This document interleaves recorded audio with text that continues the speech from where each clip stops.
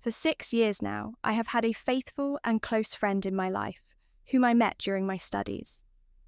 Our acquaintance quickly grew into a strong friendship based on mutual understanding and common interests. There was no competition or envy between us. On the contrary, she was like a younger sister, always following me, sharing my hobbies and views on life. She studied diligently just like me, and eventually even chose the same professional field as me, where I essentially led her. I shared with her all the basics of my work, passed on knowledge, and it was a pleasant activity for me. I even taught her to walk in heels, a small but pleasant victory that made our communication even more touching. As if I had a younger sister, I rejoiced at her success and saw in her not just a friend, but also a part of myself. At that moment, we both had a long and serious relationship, which seemed to be a solid foundation for the future. But soon, new characters appeared in our story, who made their own adjustments to the usual course of events. Once, a year after the beginning of our friendship, I invited her to a concert. She did not come alone, but with her brother, whom I practically did not know until that day. We had a nice chat at the concert, and I didn't pay much attention to it. But soon after that, a friend told me something unexpected. Her brother fell in love with me at first sight, to the point of losing his memory. He could not find a place for himself all night, sharing his feelings and torments with her, crying in the kitchen, asking why I was with someone else. I, accustomed to attention from men, reacted to this confession without much enthusiasm. Moreover, after that incident, my friend's brother no longer showed himself, and my own relationship suited me quite well. But, as it turned out, this calm was short-lived. My boyfriend really loved me and cared for me, but his excessive jealousy and inability to take responsibility for his life became insurmountable obstacles for me. He couldn't find a job for 6 months. He demanded a constant report from me about where I was and with whom, and he couldn't even cope with simple household tasks, such as fixing a handle on the balcony. When the first wave of love subsided, there was only a person who did not know how to organise his life and became an increasingly heavy burden for me. We talked a lot, tried to find a way out, but month after month nothing changed. At some point, having gathered all my courage, I decided to break off this painful relationship. Because of my pity for him and the fear of loneliness, it was extremely difficult for me to make this decision. I asked him to leave, and it was as if I had chopped off my own hand, the one that had always been with me, and whose existence I hadn't noticed until I felt how painful it was to be without it. I was literally shaking for several days. In order not to immerse myself in my thoughts and not to drown in them, I tried to be constantly busy, studying, going to the gym, and, of course, my faithful friend, who did not leave me during this difficult period. Her boyfriend was in the military at the time, and the three of us spent a lot of time together, me, her, and her brother. Gradually, as he and I got to know each other better, I began to realise that feelings other than friendly feelings were emerging in my heart. These emotions appeared unexpectedly, like a quiet whisper in the middle of the night, and were not immediately accepted by me. My friend, who had been actively involved in our rapprochement from the very beginning, seemed to have absolutely no objection to the possible development of our relationship. For 2 years, she seemed to pave the way for us with thin ice, unobtrusively, but persistently pushing me in the direction of her brother. And yet, despite her outward serenity, I could not shake off the guilt that was invisibly weighing on me. It seemed to me that I was invading some territory that I had no right to set foot on without her blessing. In one of these anxious moments, I turned to her directly for permission, as if to the primary basis of all decisions. I was ready to back down if she made it clear for a moment that she was uncomfortable with what was happening. If she had given the slightest sign, our relationship would not have continued. communication with the ex-boyfriend stopped, and this was a natural consequence of the end of a long and exhausted romance. In the beginning, of course, there were calls full of pain and reproaches, desperate attempts to bring back the past, tears and clumsy requests for a second chance. But gradually it subsided, as a storm subsides, leaving only silence in its wake. For 6 months, I didn't hear a word from him, until one day I received a message in which he said that he'd found a new love and began to look at many things differently. He offered to remain friends, and this news filled me with joy because the guilt of the breakup still lived in me, like a thorn in my soul. After all, we had been together for 5 long years, had gone through all the trials of youth, and, of course, it was difficult to just throw these years out of my heart, as if they were an unnecessary thing. I was sincerely happy for him, for the fact that his life had also improved and that he had found his happiness. However, strange things soon began to happen, as if undermining this imaginary calm. Our communication resumed, but it was somehow formal, superficial, devoid of the former warmth. We met a couple of times, exchanged news about acquaintances, like two random people who are no longer connected by anything. The first such meeting was a birthday celebration at a mutual friend's house. At the beginning of the evening, everything seemed familiar, but as he sank more and more into drunken oblivion, his attention to me became more and more insistent and intrusive. Finally, at the end of the evening, he staggered against the wall and, looming over, began to speak in a way that made me uncomfortable. At some point, at the culmination of his confessions, he suddenly revealed that for the last 6 months of our relationship, he had been dating a woman 10 years older than him, who was raising 2 children and even had an abortion from him. His words made me feel disgusted, as if mud had been poured on me. After that party, I wanted to be alone, to immerse myself in a hot bath for a few hours, trying to wash away this feeling. But I am a person who is used to relying on the wisdom of time, believing that time heals any wounds. And indeed, after a couple of days, I forgot about this episode as if it were a bad dream. Life went on, and it soon turned out that he broke up with that woman, discovering that she worked as a web model. Again, I felt a pity for him, a pity that made me think about the past again, that despite our best efforts to leave the past behind, it still tends to come back. The evening came when we went to the festive fireworks in honour of the city day. I was together with my loved one.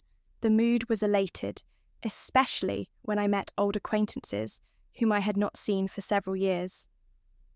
All evening, I was carried away by conversations and memories, so I almost did not communicate with my ex-boyfriend.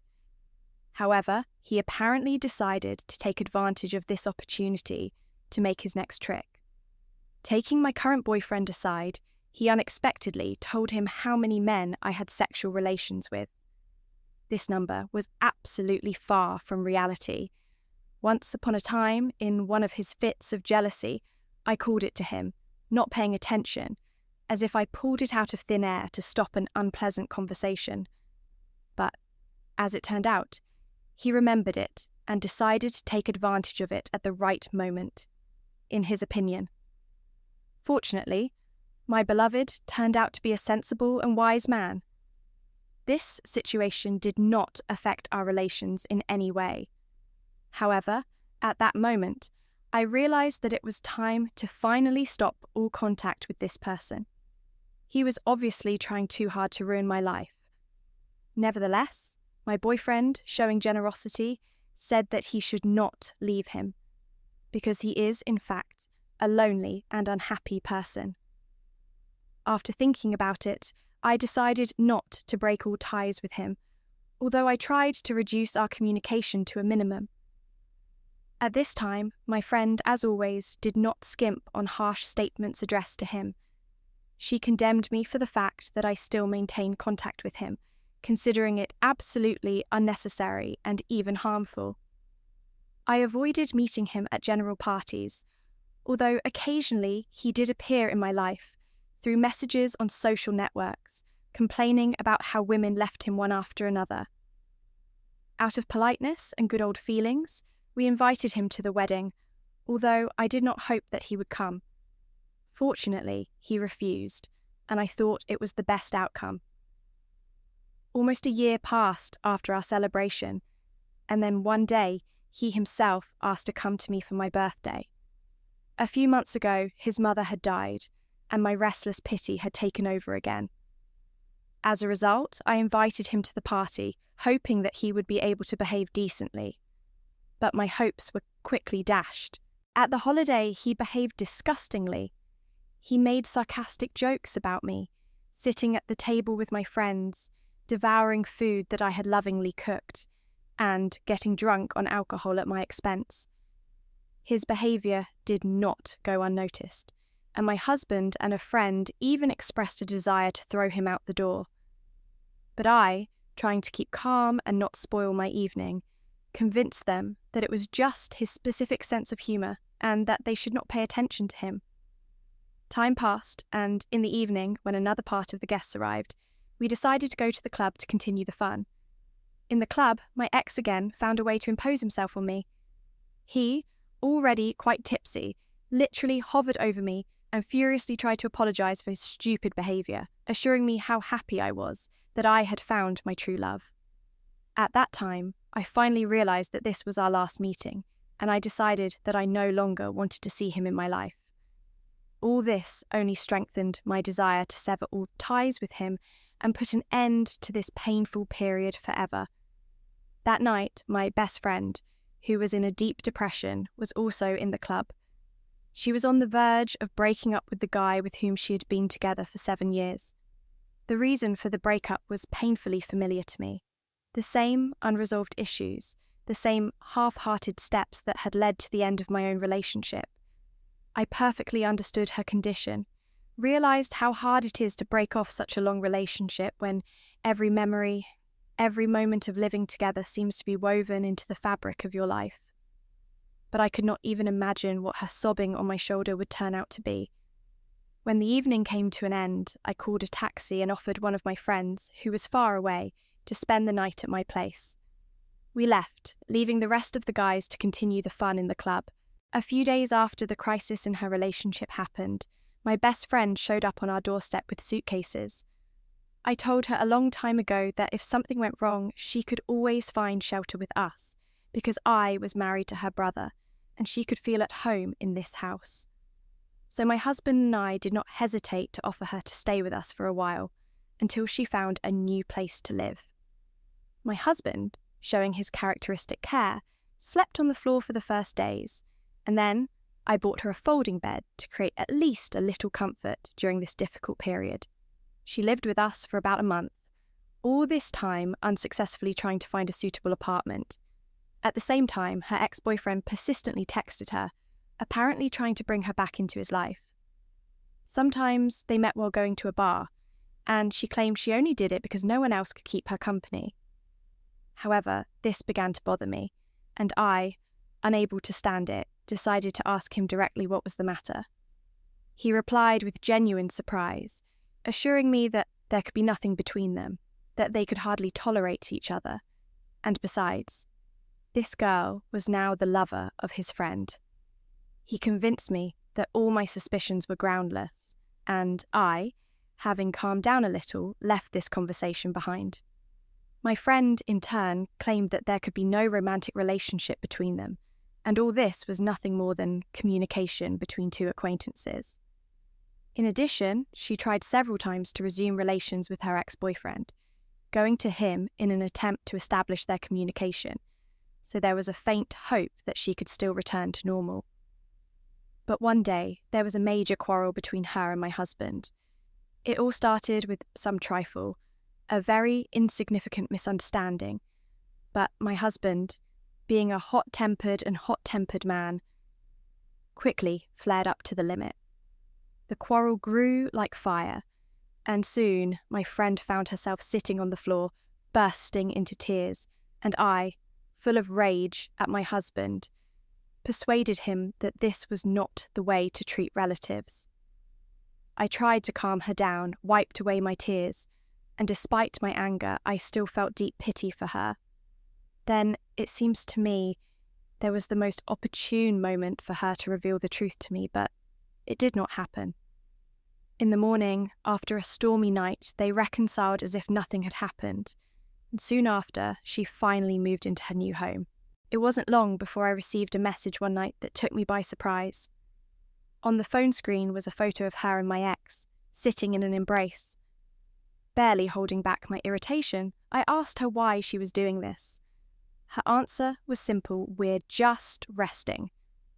However, the situation has already become too obvious to believe in such explanations.